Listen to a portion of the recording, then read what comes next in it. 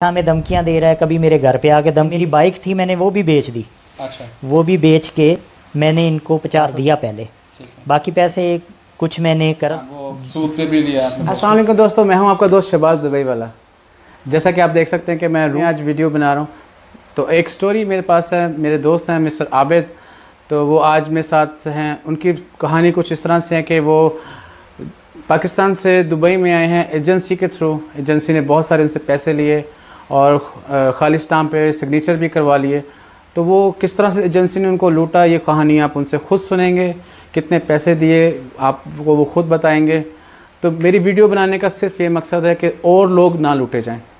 तो अगर आपके आसपास कुछ लोग ऐसे हैं कि जो दुबई जाना या यूएई में या किसी और कंट्री में जाना चाहते हैं, तो अगर वो एजेंसी के हाथे चढ़ जाएंगे तो एजेंसियां बहुत लूटती हैं। तो प्रॉपर वे जो है यूएई में आने का वो भी मैं आपको बता दूंगा। तो बहरहाल आप आबिद भाई की कहानी आप उन्हीं की ज़ुबानी सुनिए। अस्सलाम वालेकुम आबिद भाई। वालेकुम अस्सलाम। कैसे हैं आप? ठीक ठाक? ठीक ठाक शहबाज भाई, अल्लाह का शुक्र है। आबिद भाई बताएंगे व्यूअर्स को कि आप पाकिस्तान से यूएई में कैसे आए? मैं पाकिस्तान से यूएई में एक एजेंसी के थ्रू आया हूँ। अच्छा। पाकिस्तान में एक एजेंसी है हमारे शहर में, अच्छा। उस एजेंसी के थ्रू में आया हूँ। एजेंसी ने कितने पैसे आपसे लिए सारे के काम के लिए? एजेंसी ने टोटल पैसे तो 3 लाख रुपए लिए मुझसे। मैं वहाँ पे मैंने इश्तिहार पढ़ा था एक इनका।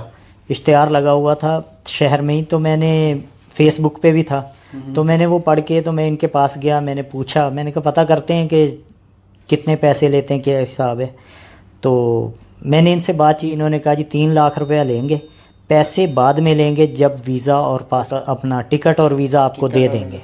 तो थोड़े से मैंने कहा पैसे ठीक पहले है। ले लिया। तो वो पैसे भी इन्होंने कहा कि सिक्योरिटी के लिए कुछ पैसे लेंगे, जो बाद में हमें बोला कि पहले आप मेडिकल करवाएं। मैंने मेडिकल करवा लिया। जब मेडिकल करवा लिया तो बाद में बोला कि अभी आप सिक्योरिटी के लिए कुछ पैसे आपको देने। मैंने कहा कितने देने? इन्होंने कहा जी 50,000 रुपये आपने सिक्योरिटी के लिए देने। तो मैंने अपनी बाइक थी मेरे पास, मैंने बाइक बेच दी। बेच के 50,000 रुपये इनको दे दिए। कुछ पैसे मेरे पास जमा पूंजी भी थी, कुछ मैंने बाद में कर्ज़ लिया। फिर अच्छा। कश्यप पाकिस्तान है उनसे लिया और आयशा पाकिस्तान है, दो जगह से मैंने कर्ज़ लिया। कर्ज़ लेके मैंने वो पैसे बाइक भी बेची जी और बिल्कुल अपनी जमा की हुई पैसे भी दिए। बिल्कुल, यानी टोटल मैंने 3 लाख रुपए दे के, तो इन्होंने मुझे और पासपोर्ट, मैं वहाँ पे फैब्रिकेटर का काम करता था जी। ठीक है। तो मैंने वीज़ा, इन्होंने मुझे दिया वीज़ा और टिकट दे दिया और मैंने टोटल पैसे दे दिए। जिस दिन इन्होंने हमें वीज़ा और टिकट दिया 2 दिन पहले इन्होंने बकाया पैसे हमसे लिए। वो पैसे हमने दे दिए। 2 दिन बाद वीज़ा और टिकट भी दे दिया।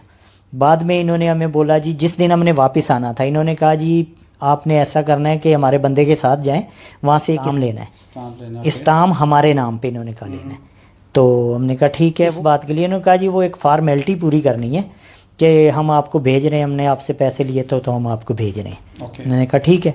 वहाँ से स्टाम्प लिया। इन्होंने कहा लिख लेंगे, वहाँ पे जाके खाली स्टाम्प ले लिए, वहाँ पे लिखेंगे जाके एजेंसी में बैठ के। हाँ जी, वहाँ पे आए तो वहाँ पे स्टाम्प रख लिया। कह रहे जी टाइम इतना नहीं है तो बाद में लिख लेंगे, मुश्किल नहीं है। आप ऐसा करें कि आप दूसरी फार्मेलिटी कागजात वगैरह पे साइन जो करवाने थे वो करें और बाकी हम कर लेंगे।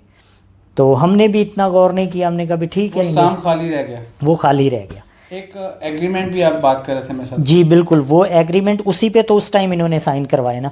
वो इंग्लिश पेपर था, उस पे साइन वगैरह इन्होंने दो जगह साइन करवाया, एक स्टाम्प पे करवाया जो बिल्कुल खाली था। बिल्कुल। एक एग्रीमेंट किया, एक एग्रीमेंट वहाँ पे इंग्लिश में लिखा हुआ था। तो और उसके साथ कुछ जगह खाली थी, एक साइड खाली रखी हुई थी। लेकिन हमें नहीं पता था, हम तो पहली बार आ रहे थे दुबई में, हमें क्या पता कि कौन सा एग्रीमेंट हो, क्या हिसाब है। तो इन्होंने हमसे जब साइन करवा लिया तो अभी इन्होंने मुझे अभी पता चला है कि वो जो खाली जगह थी उस पे उर्दू में टाइप कर दिया है, उर्दू में लिख दिया है। हाँ जी, अपने हिसाब से। वो भी इसलिए मुझे इन्होंने दिया, मैं आपके साथ शेयर भी करूंगा उर्दू में क्या लिखा है। ठीक है जी, वो भी देख लीजिएगा किस तरह से ये धोखाधड़ी चलती रहती है। जी बिल्कुल। तो ये क्या करते हैं कि इंग्लिश में दे देते हैं, फिर पढ़ने का मौका नहीं मिलता, इतना टाइम नहीं होता जी। बस ये मोटा मोटा ये लिखा करके पिक्चर भी नहीं। हाँ जी, कुछ भी नहीं। फिर हाँ जी, कि बस जल्दी जल्दी निकलो बस। आपने साइन कर दिए, ठीक है जी, ओके हो गया। प्रेशराइज किया हुआ है। अब यहाँ पे जब आ गए तो हमने बोला जी जो सैलरी वहाँ तय हुई थी वो सैलरी नहीं दे रहे।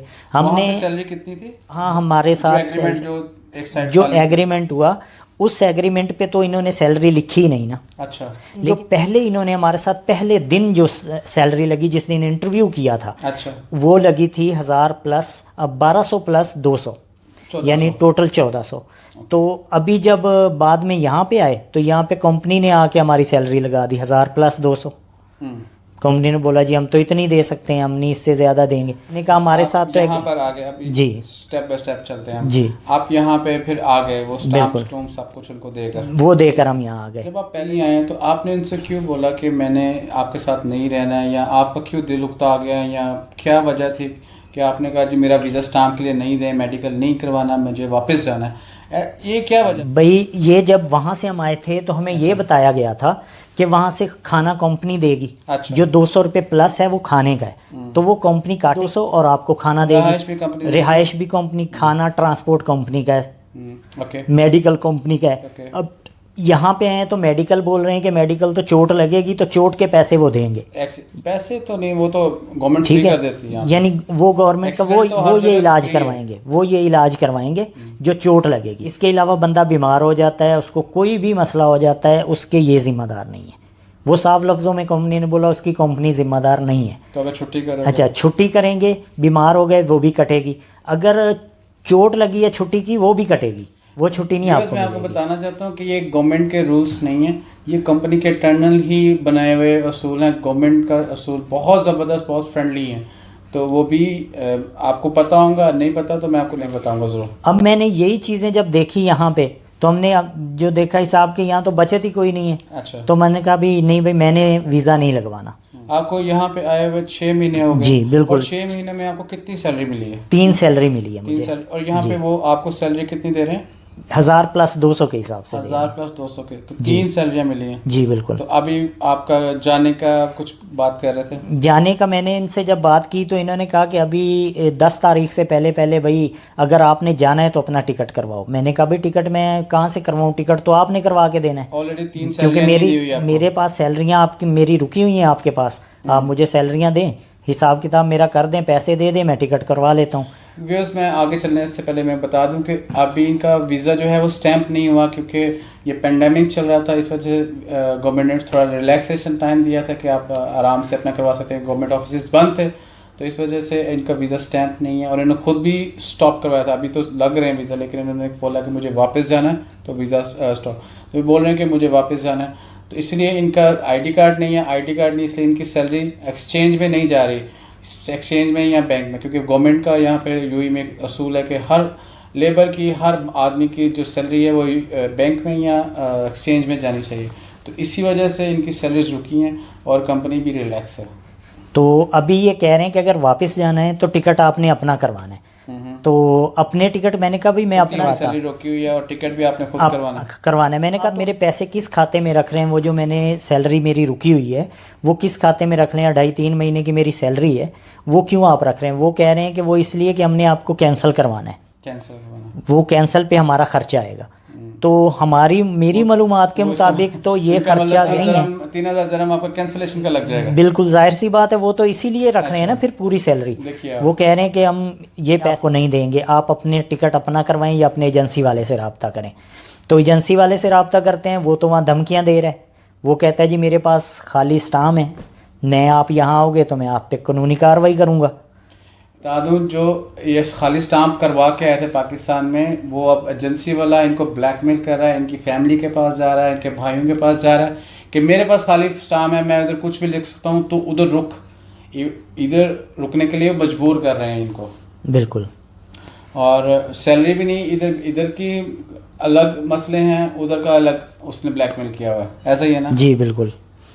अच्छा, आप आबिद भाई, मेरे कुछ दोस्त जो हैं आना चाहते हैं, यूएई में आना चाहते हैं या दूसरी गल्फ कंट्री में जाना चाहते हैं, आपके साथ ये बीता है, आप उनको क्या सबक देना चाहते हैं, सीख देना चाहते हैं कि वो किस तरह से हैं, क्या चीज़ें देखें, परखें, फिर आएँ? जो दोस्त पाकिस्तान से दुबई, सऊदी अरब या किसी भी कंट्री में जाना चाहते हैं एजेंसी के थ्रू, तो मैं उन दोस्तों से, भाइयों से यही गुजारिश करूंगा कि पहली बात तो कोशिश करें एजेंसी के हत्थे ना चढ़ें। अगर एजेंसी के हत्थे चढ़ते भी हैं तो एजेंसी से पहले, क्योंकि शुरू में कोई स्टाम्प साइन नहीं करवाते, पहले पैसे लेते हैं। जब पैसे खींच लेते हैं तो एंड में इनको पता होता है कि पैसे ये दे चुके हैं, अब इनकी मजबूरी है, अब ये खाली स्टाम्प भी साइन करेंगे, कुछ भी साइन करवाएंगे, ये करवा एंड में ये चीज़ें साइन करवाते हैं। कोई भी भाई आना चाहता है तो पहले पूरी तहकीक करे एजेंसी की कि ये कैसी एजेंसी है, अगर आना है तो एजेंसी के थ्रू, और उनसे पूरी बात करें कि हम किसी खाली पेपर पे साइन करेंगे, कोई ऐसा, और जो सैलरी यहाँ लग रही है हमें वहाँ मिलेगी, इस चीज़ की पूरी गारंटी लें, उसके बाद वहाँ से आएँ। पहली बात है एजेंसी के हत्थे बिला वजह ना चढ़ें, ये एजेंसी वाले सब फ्रॉड हैं। जी सर, आज वीडियो बनाने का मकसद सिर्फ यही था कि आबिद भाई तो इस चक्कर में फंस गए हैं, तो आप लोग नहीं फंसें। और अगर आपके आसपास कुछ ऐसे लोग हैं जो कि दुबई या यूएई या गल्फ़ या आउट ऑफ कंट्री जाना चाहते हैं, और यूएई में आने के लिए और बहुत से ज़बरदस्त वेज़ हैं। मैं भी आया हूँ, मेरी अपनी एक कहानी है, मैं आप नेक्स्ट वीडियो में आपको बताऊँगा कि कौन से प्रॉपर वे हैं जहाँ से आप आ सकते हैं यूएई में अच्छे तरीके से, कम खर्चे पे, और अपनी मर्ज़ी की जॉब जो आपकी स्किल है। अगर आप डेंटर हैं, पेंटर हैं, मैकेनिक हैं, आबिद भाई प्लम्बर है, राइट? जी, प्लम्बर फैब्रिकेटर। अगर आप इंजीनियर हैं, वो तो आपको, आप अगर इंजीनियर हैं तो आपको पता होगा, अकाउंटेंट हैं, सब बहुत सारे वे हैं। लेकिन एजेंसी के चक्कर में नहीं पड़िएगा, क्योंकि बहुत सारा खर्चा हो जाता है। कुछ लोग बहुत बर्बाद हो जाते हैं, जैसे भाईजान ने सूद पे भी कुछ पैसे लिए, लेकिन अभी उनकी अपनी पूरी नहीं पड़ रही। तो चलें, इंशाल्लाह उम्मीद करते हैं कि आप ये वीडियो देखेंगे और उन दोस्तों तक भी पहुंचाएंगे जो जाना चाहते हैं, ताकि वो अच्छा डिसीजन ले सकें। आबिद भाई की कहानी उनको बता दीजिएगा। इंशाल्लाह नेक्स्ट वीडियो में मिलते हैं। प्रॉपर वे जो हैं यूएई में जाने के, या पूरे गल्फ़ में, या यूरोप या अमेरिका में, आपको बताऊँगा। उस वक्त के लिए अल्लाह हाफ़िज़। अल्लाह।